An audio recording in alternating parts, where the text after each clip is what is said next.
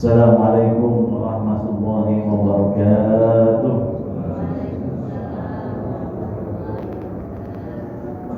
Alhamdulillahi rabbil alamin wa bihi nasta'in ala umuri dunya waddin wassalatu wassalamu ala asyrafil anbiya'i wal mursalin sayyidina wa nabiyina wa maulana Muhammadin wa ala alihi wa ashabihi ajma'in, amma ba'd. Hadratul mukarramun wal muhtaramun yang sama-sama kita muliakan, kita hormati jajaran pengurus Masjid Al-Ikhlas yang dimuliakan oleh Allah Subhanahu wa taala, dan para hadirin Bapak Ibu yang dimuliakan Subhanahu wa taala. Alhamdulillah, puji syukur kita kepada Allah Subhanahu wa taala, pada pagi hari ini kita dikumpulkan kembali di majlis ilmu, majlis yang dikatakan oleh Rasulullah sallallahu alaihi wasallam, man salaka tariqan yaltamisu fihi ilman sahalallahu lahu tariqan ilal jannah. Di mana ada majlis ilmu, seseorang datang, duduk, hadir, mendengarkan, mendapatkan ilmu, maka kata Nabi, dia akan dipermudah jalannya menuju surganya Allah Subhanahu wa taala. Amin ya rabbal alamin. Mudah-mudahan kita semua Allah mudahkan langkah kita nanti untuk menuju surganya Allah Subhanahu wa taala. Hadirin Bapak Ibu yang dimuliakan Subhanahu wa taala, ya, karena kemarin berhubung hari kemerdekaan, ya, kemerdekaan kita, maka mungkin diubah menjadi hari Minggu. Ya, oleh karenanya pada hari ini kita melanjutkan kajian kita, yaitu saya di sini membawa bidang kajian tasawuf. Sebelumnya sama-sama mari kita baca suratul Fatihah. Yang pertama kita khususkan untuk diri kita sendiri, agar pada pagi hari ini kita mendapatkan ilmu yang bermanfaat, yang maslahat dunia wal akhirat, dan juga dibukakan futuh, dibukakan kepahaman oleh Allah Subhanahu wa taala, dan juga wabil khusus untuk musannif pengarang kitab Hujjatul Islam Imam Muhammad bin Muhammad Al-Ghazali. Pada awal Nabi Mustafa Muhammad sallallahu alaihi wasallam, min Allah ya wa ikhwani min al-anbiya wal mursalin was sahabati wa qarabati wat tabi'in wa tabi'it tabi'in thumma ila arba'atil a'immatil mujtahidin wa muqallidin fi din wal ulama al-'amilin wal qurra wasirin wal muhaddithin, khususan Imam Muhammad bin Muhammad Al-Ghazali, Imam Muhammad Ahmad bin Muhammad Al-Ghazali. Thumma ila al-Fatihah ala niyatin anna Allah yaqulu syahud rahmah al-maghfirah wa ala niyatin ta'allum wa ta'lim wa tadabur wa tadbir wa nafa wa intifa wa ifadah wa istifadah wal hasa ala tamassuki bi kitabillah wa sunnati Rasulillah sallallahu alaihi wasallam wa ala niyatil futuh wal manu wa rusul tawbatan nasuh wa salahil jasadi wal ruh ala hadhihi niyyah wa niyatin salihah. Al-Fatihah. أعوذ بالله من الشيطان الرجيم. بسم الله الرحمن الرحيم. الحمد لله رب العالمين الرحمن الرحيم مالك يوم الدين إياك نعبد وإياك نستعين اهدنا الصراط المستقيم صراط الذين أنعمت عليهم غير المغضوب عليهم ولا الضالين رب اغفر لي ولوالدي آمين.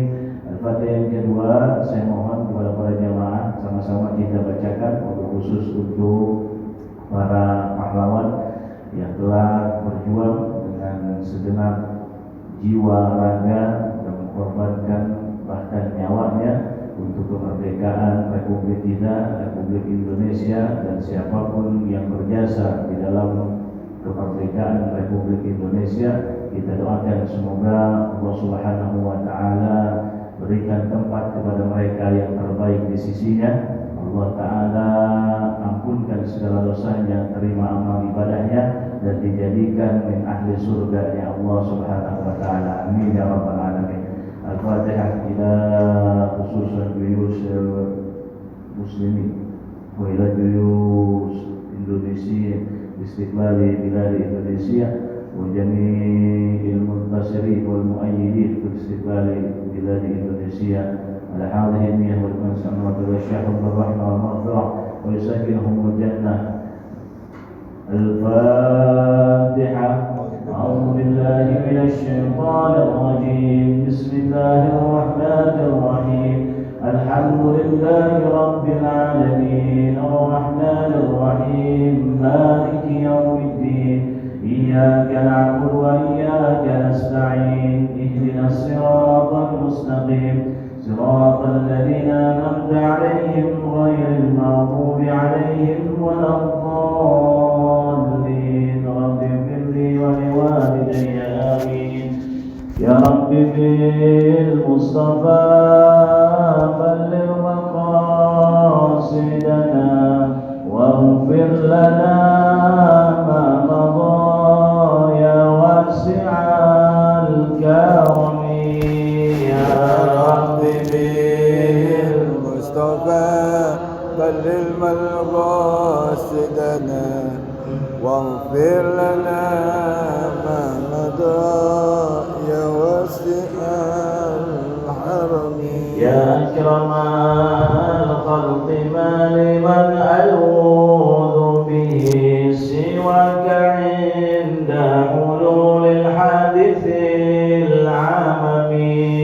يا رب بالمصطفى بلغ مقاصدنا واغفر لنا ما مضى واسع الحرم. يا نفس لا تقنطي من رحمة عظما إن الكبائر في الغفران كالأمم. يا رب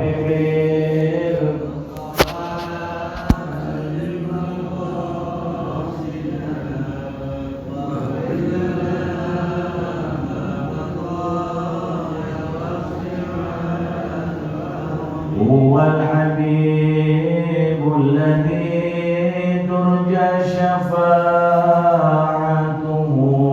لكل حول من الأحوال مقتحم.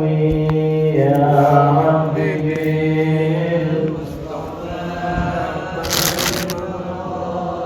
سيدنا واغفر لنا ما مضى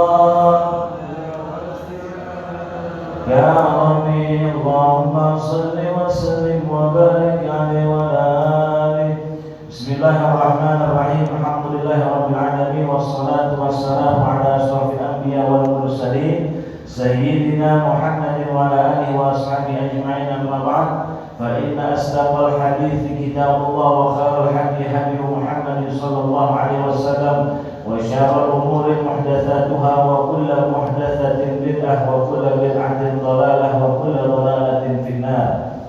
رب اشرح لي صدري ويسر لي أمري واحلل عقدة من لساني يفقهوا قولي. سبحانك لا علم لنا إلا ما علمتنا إنك أنت العليم الحكيم. وبسند متصل إلى هذا الكتاب قال المصنف رحمه الله تعالى ونفعنا به وبعلومه وعملنا الله بأسراره في الدارين آمين يا رب العالمين. في عجائب القلب. Bab menerangkan tentang keajaiban-keajaiban hati. Karena berhubung kita ingin membahas secara sistematis tentang bagaimana hati kita, Bapak-bapak, Ibu-ibu, maka yang saya ambil di sini adalah fi ajaibil qalbi, bab menerangkan tentang keajaiban hati. Qala Rasulullah sallallahu alaihi wasallam. Imam Ghazali menukil hadis Rasulullah sallallahu alaihi wasallam, inna fil jasadi ibni Adam mudghah. Sesungguhnya di dalam jasad Bani Adam, anak cucu Adam atau manusia, mudghah terdapat segumpal darah. Ila saluhal jasadu kulluh. Jikalau segumpal itu baik, maka akan baik seluruh jasadnya. Wa saluha laha sairul badan. dan akan baik seluruh badannya, anggota tubuhnya. Ala wahiyal qalbu, ketahuilah bahwa itu adalah hati. Faqad tabayyana bihadzal hadis, telah jelas, maka telah terang benderang dengan ditukilkan hadis ini, dengan hadis ini, annal asla wal qalbu, bahwasanya sumber masalah atau sumber pembahasan kita adalah al-qalbu, yaitu tentang hati. Wa huwal amir, bahwasanya dasarnya hati itu, wa huwal amir, dia adalah pemimpin, muta'un, yang diikuti. Jadi hati ini berdasarkan hadis yang tadi disabdakan oleh Rasulullah, bahwa hati ini adalah amirun, pemimpin, muta'un, yang diikuti. Fi alamil jasad, fi alamil jasad wal baqiyah, di seluruh anggota jasad kita, wal baqiyah, dan yang lain-lainnya, ra'iyatan, sebagai pemimpin. Jadi badan itu mengikuti apa kata hati. Badan itu mengikuti kata hati.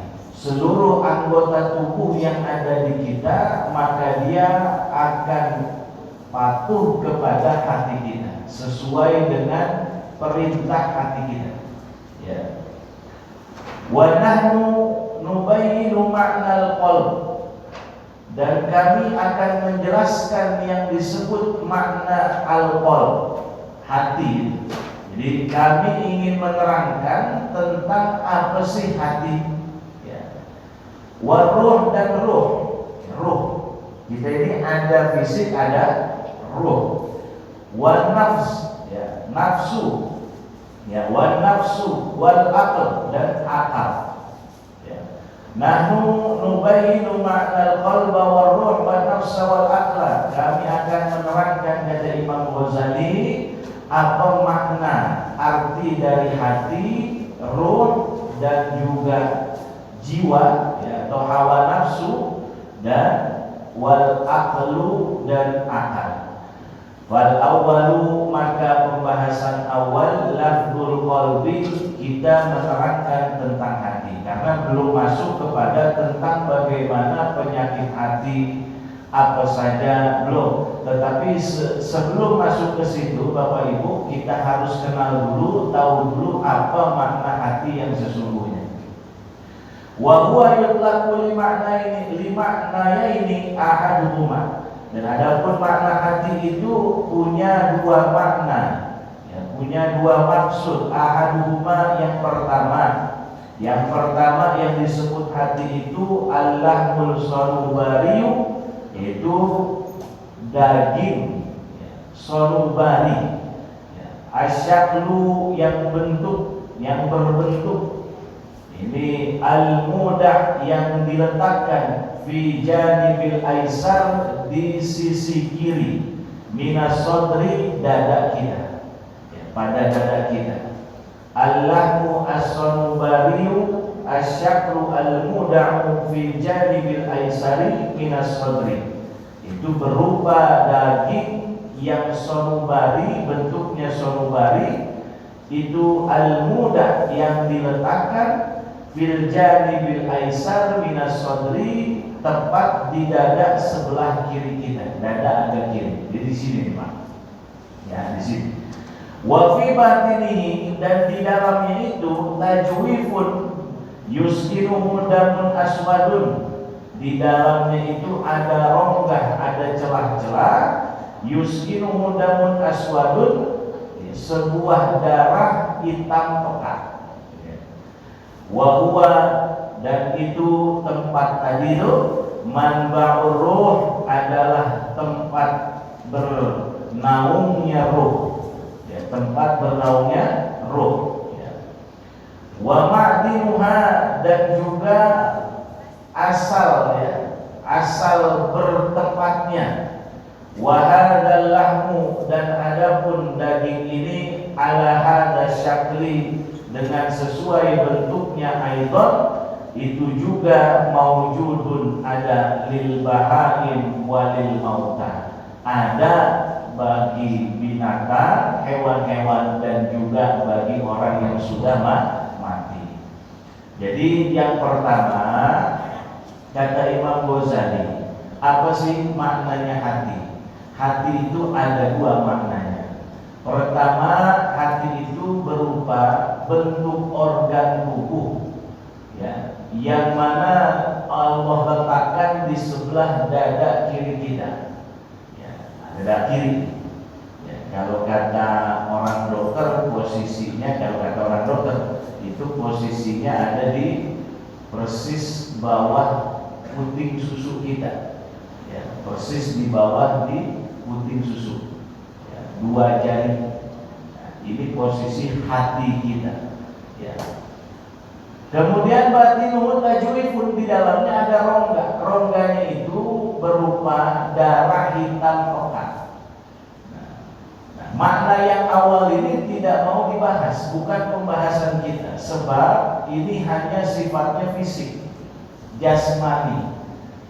Ini pembahasan ranahnya orang-orang kedokteran, ya, orang-orang yang ahli dalam kedokteran, artinya anatomi. Maksudnya Imam Ghazali ingin menerangkan ini bahwa pembahasan kita bukan itu, tetapi yang dimaksud di dalam pembahasan hati ini, pertanyaannya, hati yang kita kenal itu apa hati yang itu, ya, yang ada dalam fisik itu, atau hati yang ada di dimensi lain, ya, hati yang ada di dimensi lain. Sebab kalau yang kita maksud, yang dibahas oleh Rasulullah SAW, ala inna fil jasadi mudghah, ketahuilah olehmu bahwasanya di dalam jasad itu ada gumpalan darah. Idza soluhal jasadu kullu, kalau baik itu gumpalan, maka seluruh gerak-gerik anggota tubuhmu akan baik. Wa soluha sairul badan, dan seluruh anggota tubuhmu juga akan baik. Artinya tidak ada tubuh kita ini yang melakukan maksiat, dari mulai mata, kuping, hidung, pendengaran, tangan, kaki, mulut, semuanya lisan kita nggak ada tuh yang namanya melaksanakan maksiat, berbuat maksiat. Ya. Nah pertanyaannya, ini hati yang dimaksud yang mana nih? Ya. Hati yang dimaksud apa yang kita kenal? Hati yang ada di tubuh kita itu Pak, yang di sebelah kiri itu. Ya. Sedangkan kata Imam Ghazali, kalau bagian itu jangankan manusia, ya, hewan aja ada hatinya. Orang mati aja masih ada hatinya. Ya. Hewan, hati sapi kemarin dulu ada. Hati sapi sama hati manusia gedean mana? Gedean hati sapi. Ya. Hati manusia sama hati sapi besaran mana? Hati sapi. Ya. Kalau mau bicara gede-gedean hati, ya, itu hati binatang. Ya. Tapi yang dibahas bukan itu. Yang dimaksud oleh Rasulullah itu bukan itu. Jadi kalau dibilang ini hati nih, ya, saya punya hati nih. Jadi hati yang dimaksud di dalam sabda Rasulullah itu ya ini, yang ada di tubuh saya, bukan Pak. Ya, bukan itu. Ya. Jadi makna yang pertama itu ingin diterangkan sama Imam Ghazali bahwa bukan di situ tempatnya. Ya. Sekarang kita tanya ya, sama kayak nanti kan pembahasan nanti. Akal itu di mana Pak akal? Halo. Akal di mana akal? Otak. Otak. Otak ya. Akal kita sama akal hewan lebih cerdas ya Pak? Kita. Tapi otak kita, otak sapi di mana? Akalnya di mana akalnya? Ya. Nah makanya harus dibahas ini. Makanya Imam Ghazali membahas satu-satu. Ya. Hati juga begitu. Hati kita tuh bukan yang disebutkan ini tuh hati jasmani. Ya, hati jasmani. Itu tempat asalnya ruh. Ya, tempat asalnya ruh, manba'ur ruh kata Imam Ghazali. Ruh yang dimaksud ruh jasmani. Ya, ruh jasmani. Yang dimaksud itu. Nah, ini katanya maujudun lil bahaim wal mauta, kalau yang dimaksud oleh Rasulullah adalah hati. Kan gini, innallaha, kita sering dengar ya hadis Nabi sallallahu alaihi wasallam, innallaha la yanzuru ila suwarikum wala ila ajsadikum. Allah tidak pernah melihat dari tampilanmu, badanmu, rupamu, ya.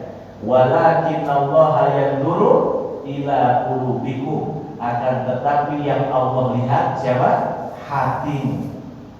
Pertanyaannya, Allah lihat hati yang ini? Ya, yang tadi disebut itu? Bukan. Ya, ini makanya kita bahas ya, biar kita tahu.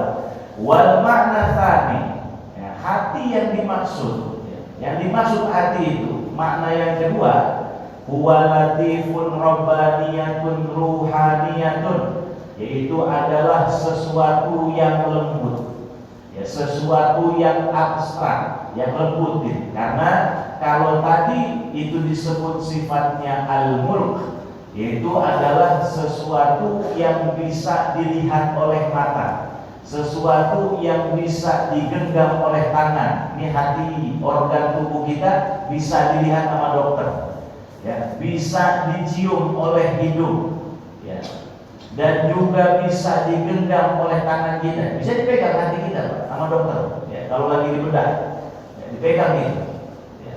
Sampai-sampai kita ingat kisah salah satunya paman Rasulullah itu hatinya dimakan, betul Pak? Ya, ingat nggak Pak? Siapa itu paman Rasulullah yang hatinya dimakan? Saya ngajak bicara biar nggak ngantuk gitu. Karena kalau saya mulai yang bicara nanti pada ngantuk gitu kan, gitu nggak perhatiin. Siapa itu? Siapa? Paman Rasulullah yang hatinya dimakan. Hamzah, ya. Hamzah, ya. Dibunuh karena punya dendam. Ada orang musyrik, ya. Orang musyrik bukan orang lain juga ini. Ya, orang musyrik juga bukan orang lain. Ya, musyrikah, perempuan, ya, perempuan dibunuh oleh budaknya. Perempuannya namanya Hindun, Hindun bin Utbah. Siapa namanya Pak? Hindun bin Utbah. Nah, bapaknya Hindun ini namanya Utbah, Utbah bin Robi'ah. Ya, namanya bapaknya Hindun, ya, Utbah bin Robi'ah. Di sini ada ibu Hindun, namanya ada kan? Hindun, bukan Hindun yang ini, bukan Hindun yang lalu, ya. Hindun bin Utbah bin Robi'ah. Sebab bapaknya Hindun, Utbah bin Robi'ah, dibunuh sama Hamzah, ya, dibunuh sama Hamzah, mati, dibunuh sama Hamzah. Maka Hindun punya dendam, dendam kesumat, bapak saya dibunuh. Hindun orang saudagar, dia punya budak namanya siapa? Siapa yang bunuh Hamzah? Namanya Wahsy. Namanya Wahsy. Wahsy ini budaknya Hindun. Wahdi ada Wahdi. Wahsy ini bukan Pak ya. Wahsy dibunuh. Kata Hindun bilang ke Wahsy, Wahsy, kau incar itu paman Rasulullah, kau mau usah incar itu Muhammad, ya. Nanti perang kau lihat, perhatikan, kau fokus sama dia, ya. Kau bunuh dia, kau akan dapat hadiah besar dari saya, ya. Maka pas lagi orang-orang semuanya lagi fokus melawan musuh masing-masing, kemudian Wahsy dari belakang dia menghantam siapa tadi? Hamzah, ya. Dari jauh udah dilempar tombak, ya. Akhirnya Hamzah, ya, tertusuk tombak dari belakang, ya, sampai tembus di situ Hamzah jatuh meninggal dunia. Kemudian Wahsy lapor sama bosnya, sama bosnya Hindun. Bu Hindun, saya lapor, ini Hamzah sudah mati. Kata Hindun, di mana jasadnya dia? Di sana Bu, saya tunjukin. Ditunjukin sama Wahsy, ketemu ngelihat jasadnya Sayyidina Hamzah, akhirnya dibelah sama Hindun. Dada dibelah, dimakan. Apa dimakannya? Hatinya dimakan saking dendam kesumat karena bapaknya dibunuh sama Hamzah, dimakan hatinya. Berarti Hamzah udah gak punya hati. Ini hati, bicara hati fisik, bukan hati itu yang dimaksud. Karena salah satu sahabat juga, bahkan pedang Rasulullah yang mendapatkan julukan Saifullah Maslul, pedang Rasulullah Sayyidina Hamzah, hatinya dimakan. Bahkan disebutkan tadi Imam Ghazali, walil mauta, orang yang sudah mati saja jadi jenazah nih, itu hatinya masih ada, hati fisik. Tapi dalam pembahasan kita ingin mengerti tentang tasawuf, mengkaji tentang tasawuf, yang dimaksud bukan hati itu para hadirin. Huwa latifun rabbaniyatun, itu adalah berupa sesuatu yang lembut, yang tidak bisa digapai oleh tangan, tidak bisa dilihat oleh mata, tidak bisa. Ruhaniyatun, yang sifatnya ruhaniyah. Maka kalau tadi yang pertama itu disebut dengan sifatnya kasar, al-mulk itu artinya alam yang terlihat oleh panca indera, kasar. Tapi kalau yang kedua adalah yang bersifat malakut. Malakut itu yang tidak bisa digapai oleh panca indera. Gak bisa. Coba ayo, ada orang dendam sama kita, kemudian hatinya kita remes, bisa? Bisa? Biar supaya dia tidak dendam sama kita. Ini ada kita lagi jualan, dagang, kita buka warung dagang, kan ada peribahasa, hati orang nggak ada yang bisa megang. Hati orang Allah yang menggenggam, yang akan membawa orang mau beli jualan kita. Kalau hati itu bisa dipegang, kalau hati itu bisa dipegang, itu Bapak kalau ada orang lewat depan jualan Bapak ambil hatinya, bawa ke restoran Bapak, biar supaya dia mau makan di restoran kita. Ada yang gitu? Bisa. Itu namanya nggak bisa pakai kasat mata, nggak bisa digenggam oleh tangan kita. Itu hati yang sesungguhnya. Makanya latifun robbaniyatun ruhaniyatun. Itu adalah sesuatu yang sangat lembut, abstrak. Ruhaniyatun yang sifatnya ruh, robbaniyatun yang pemberian dari ilahi. Bihadal lahmi ittisalu dengan hati ini, dengan hati yang disebut makna yang kedua ini, semua berkaitan apapun itu yang ada di dalam tubuh kita. Nah, tubuh kita itu Pak nurut, patuh, tunduk sama hati itu. Bukan hati ini, bukan hati yang tadi yang disebutin, tetapi hati yang sifatnya tadi abstrak itu. Wahadihil latifah. Nah, disebutnya kalau orang pesantren latifah aja. Cuman makanya agak sulit kalau diterangkan. Wahadihil latifah, wahadihil latifatu. Dan adapun latifah ini, sesuatu yang abstrak tadi itu, hiyal alimah billah, itulah yang bisa mencapaikan kita mengenal Allah Subhanahu wa ta'ala. Nih, saya kasih contoh, saya kasih contoh nih, biar supaya perumpamaannya ada, nggak bingung jadinya. Kambing ngelihat serigala, ada kambing, dia di lapangan kemudian dia lihat serigala, dia lihat dengan mata dia lihat bahwa musuhnya, lawannya dengan apa? Matanya dia lihat. Setelah dia melihat, apa yang terjadi, Pak? Kambing itu, apa yang terjadi dengan kambing itu? Kabur, lari.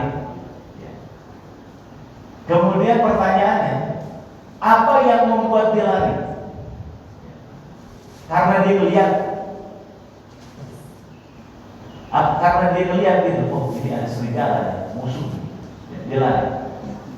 Mata itu hanya melihat saja, mata itu hanya melihat saja. Tetapi yang bikin radar, yang bikin jadi radar itu, dia bisa menerka bahwa ini di hadapan saya musuh saya, itu hatinya dia. Itu hatinya dia. Sehingga dia dengan sekejap, dengan refleks dia langsung kabur. Jadi bukan karena dia melihat lawan, tetapi dia rasakan bahwa ada sesuatu yang bakal membahayakan dirinya, dia kabur. Itu yang ngedetek siapa, Pak? Hatinya itu. Yang ngedetek itu hatinya. Kita juga manusia juga sama, Pak. Kalau lagi ada selek kita, lagi ada bermusuhan sama orang, lagi ada bermusuhan sama orang, lagi kurang akur, Pak. Ke masjid sama-sama salat subuh. Pas lagi dilihat, ini kan sok udah penuh nih, dia tinggal belakangnya. Ada orang yang kira-kira kita lagi musuhan sama dia. Kira-kira kita mau disampingin ya, Pak? Mau nggak disampingin? Enggak, Pak. Dari jauh udah kelihatan. Wah, itu musuh saya. Lawan saya. Biarin dulu deh. Orang lain, kira-kira ada 2-3 orang samping kiri kanan dia, baru kita di sampingnya. Itu udah ngedetek. Yang ngedetek siapa? Itu yang bikin itu bukan mata kita, bukan kaki kita, bukan. Yang bikin kita menolak, kita nggak mau di samping dia tuh. Jadi kejadian ya. Makanya kenapa alasannya ya, Pak ya?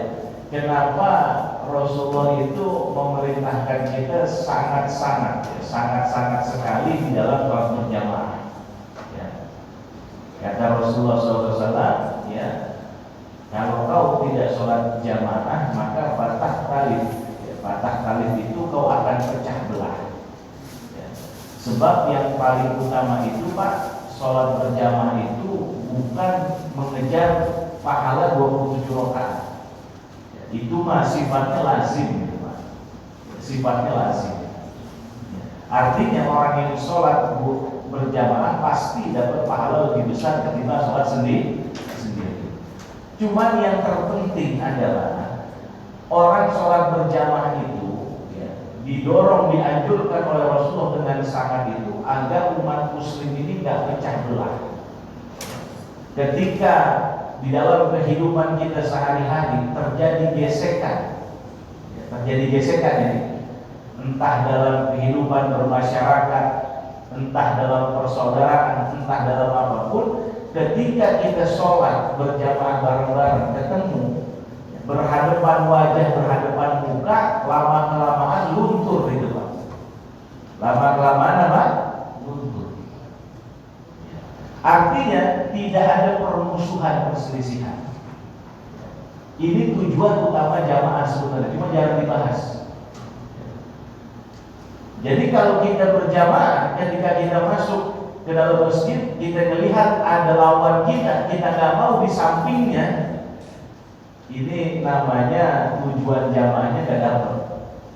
Padahal tujuannya ketika kita lihat, oh ini ada orang, ada si fulan ini, ya kan? Ada kayak begitu di sini. Oh ini ada si fulan ini, dari dulu kan, orang lain dulu kan, masih ada sampingan dikit, biar supaya.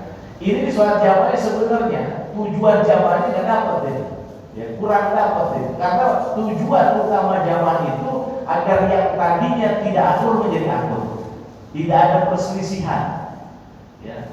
Karena kita ketemu sehari minimal 5 kali di sholat itu.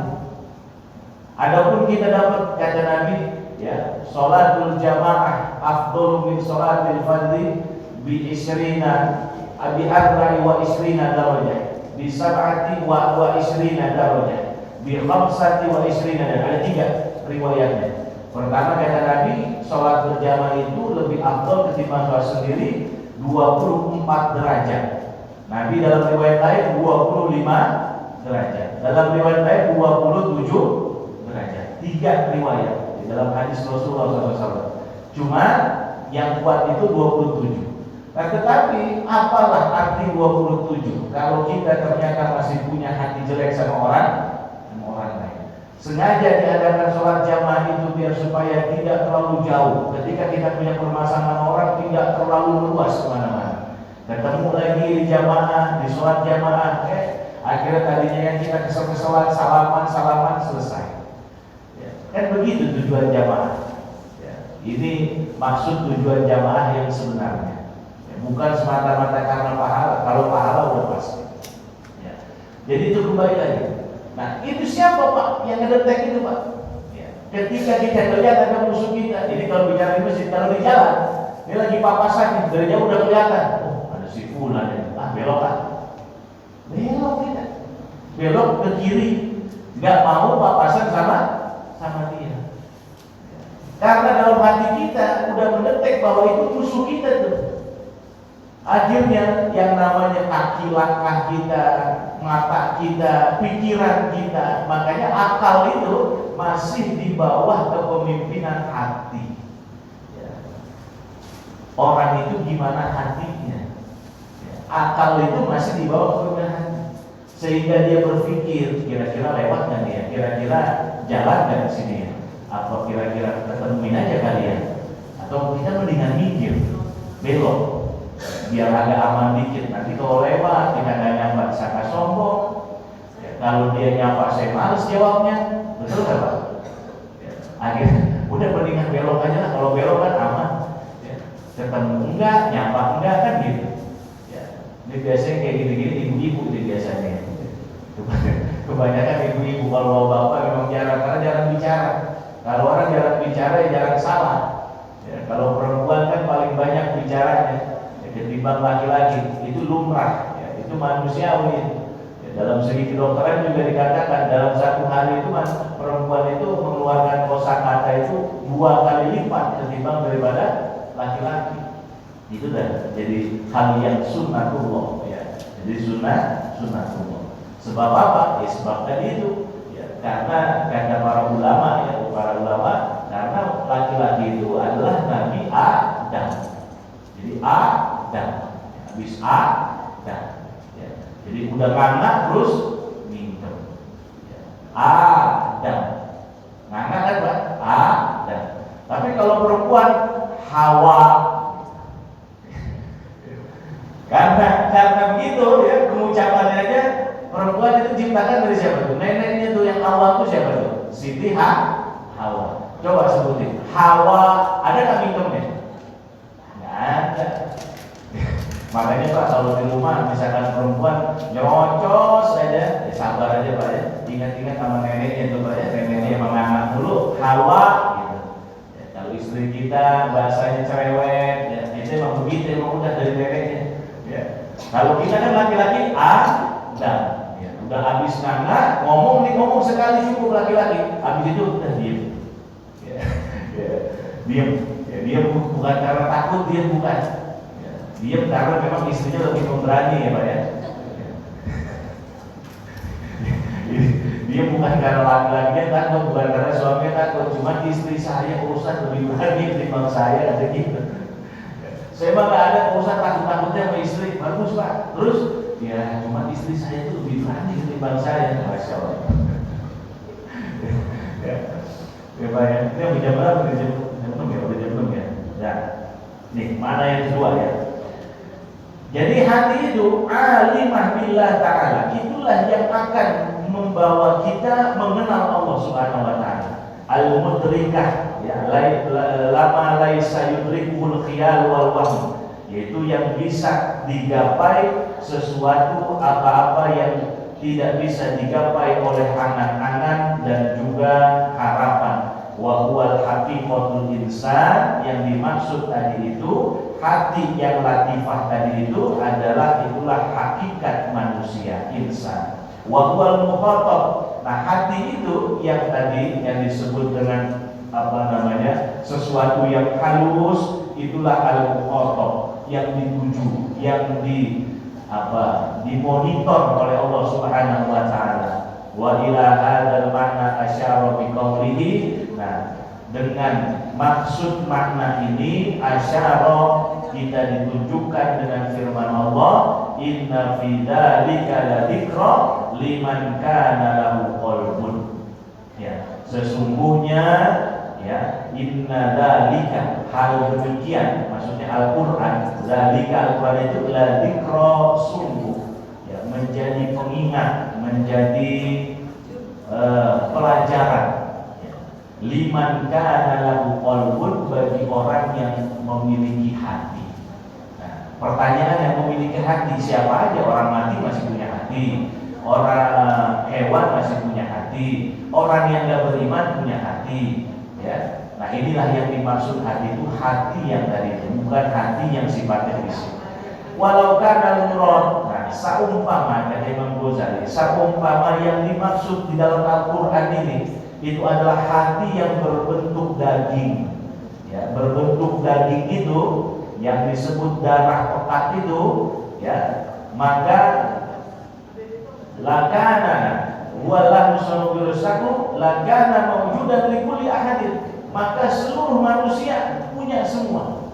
Tetapi ternyata Al-Quran ini kan menjadi pengingat bagi orang-orang yang khusus ya, bukan buat semuanya ya.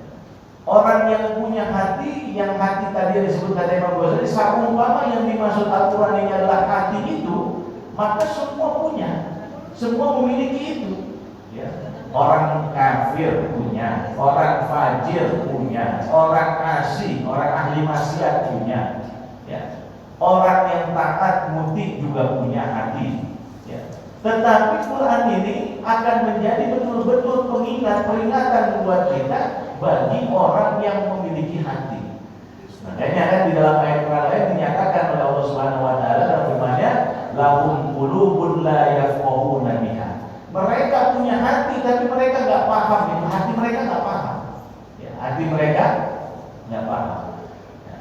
Makanya nih, hati yang dimaksud ini bukan yang ada fisiknya di sini. Sama begini Pak, pertanyaannya.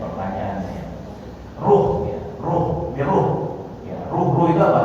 Nyawa ya, nyawa ya, ruh itu nyawa.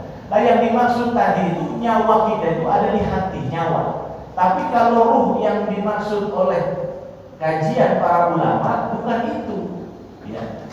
Ruh itu nyawa yang ada di hati.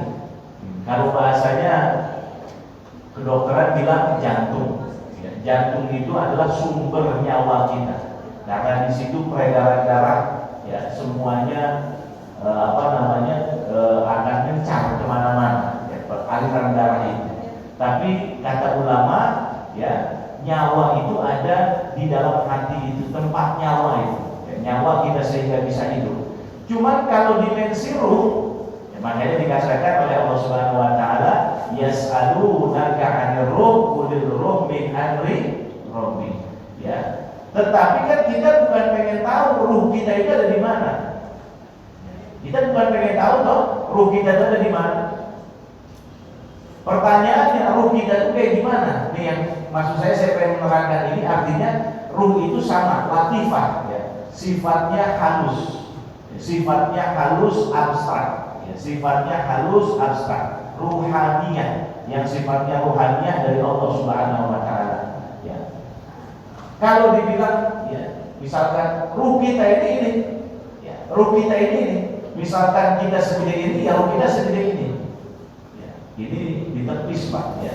Ini ditepis oleh para ahli ulama ya. Kalau ruh kita ini, pertanyaannya gini Pak ya, ketika ada orang naudzubillah celaka ya, kecelakaan ya, kendaraan, kemudian dia dipotong tangannya, harus dipotong. Yang awalnya ada dipotong. Pertanyaannya, ruhnya dipotong juga itu? Ayo, ya Pertanyaannya, ruhnya dipotong juga. Misalkan ini kecelakaan, ada orang kecelakaan, ya, kakinya cedera parah, akhirnya harus dipotong, pincang dia kan. Yang tadinya nggak pincang jadi pincang. Kalau dikatakan bahwa ruh manusia itu bagaimana? Ruh manusia itu ya ini, Pak. Ya kita ini dari kalau kita ngambil pendapat itu, ruh manusia itu ya seperti ini. Saya sekarang duduk begini, berarti ini bersamaan dengan ruh saya. Nah pertanyaannya, ketika ada orang mengalami kecelakaan hebat, kemudian dia mengalami hilang kakinya, ya, yang tadinya ada, pertanyaannya, ruhnya dipotong juga? Enggak. Di mana ruhnya? Ruhnya di mana? Ya, makanya antara nyawa dengan ruh itu lain. Ya, antara nyawa dengan ruh itu lain. Ketika ada anak kecil ini, ya, baru lahir, kemudian beranjak dewasa sampai sekarang, sampai sudah menikah sampai tua, ya, sampai tua. Pertanyaannya, apa ruh sama seperti jasad perkembangannya begitu? Ketika kecil, anak masih kecil, masih bayi, masih merah, maka ruhnya kecil juga. Ketika udah beranjak, maka kemudian ruh itu membesar seperti kita. Nah ini akan dibahas, Pak.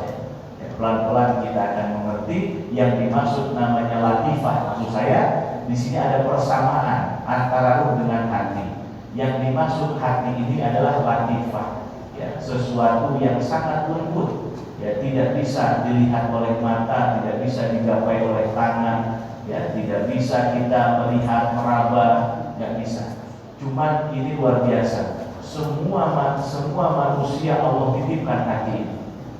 Ya, manusia itu semuanya Allah titipkan hati ini. Ya, cuman perbedaannya nanti ada hati yang ditutup.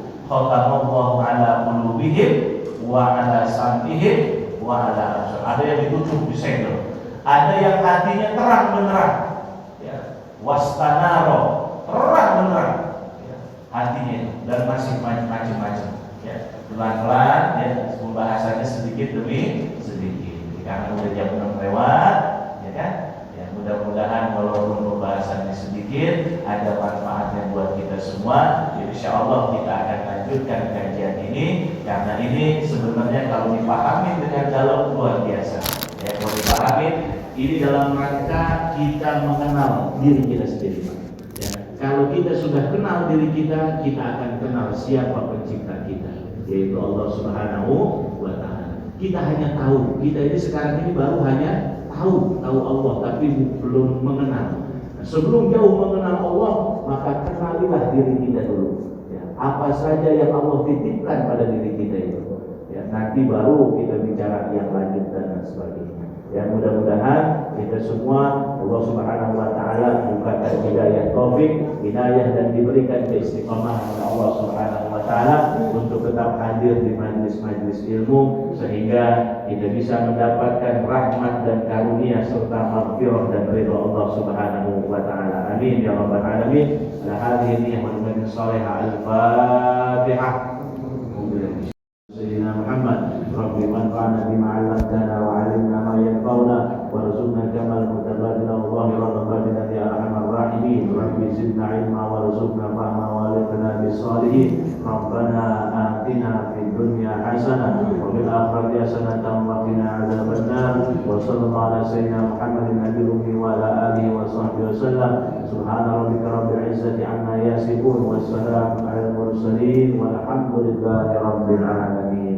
Kurang lebihnya mohon maaf. Hadanallahu wa iyyakum ajma'in. Assalamualaikum warahmatullahi wabarakatuh.